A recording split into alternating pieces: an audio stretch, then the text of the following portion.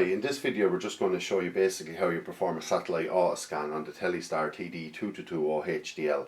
Basically the only reason you really want to do this is if you bought a box of us unprogrammed, okay?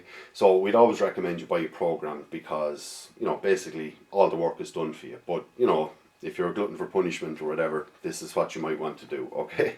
So the first thing to know is when the box comes, the language will be German by default. So I'm not, whatever screen comes up at the start, all you have to do is simply press the menu button on your remote control.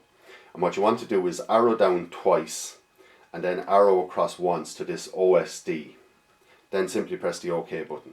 And this brings you into the language settings. So you can see there menu Sprach or Sprech, I don't know, my German is terrible anyway, but you can see it there. So all you have to do is simply arrow left twice and you're into English, and then hit the exit button. So data has been modified, do you want to save? Okay. So now we're in English, so we're off to a good start now. But the next thing to do is basically what you want to do is delete all the existing channels that are on this box. Unless you hook it up to a particular type of dish pointed at a particular satellite, these won't work anyway, and you're just going to have possibly a couple of hundred channels on your box that don't work. So the next thing to do is just delete these. So what you want to do is go to factory default. Now what you don't want to do is select default all, because what that'll do is put you back to German and with all the German channels. So what you want to do is just delete all channels. It'll ask you for a password and it's 4 zeros, and just press OK. And that'll just take a few moments and all your channels will be gone, okay? So if you just exit back there now, you can see your box is in English and you've no channels. So the next thing you want to do is press the menu button, and what you want to do is go to satellite list, okay? So what you want to do is you want to look for a satellite that's called, I'm just trying to find it here myself now. Maybe I've gone by it, no I haven't. I'll just go down the list here.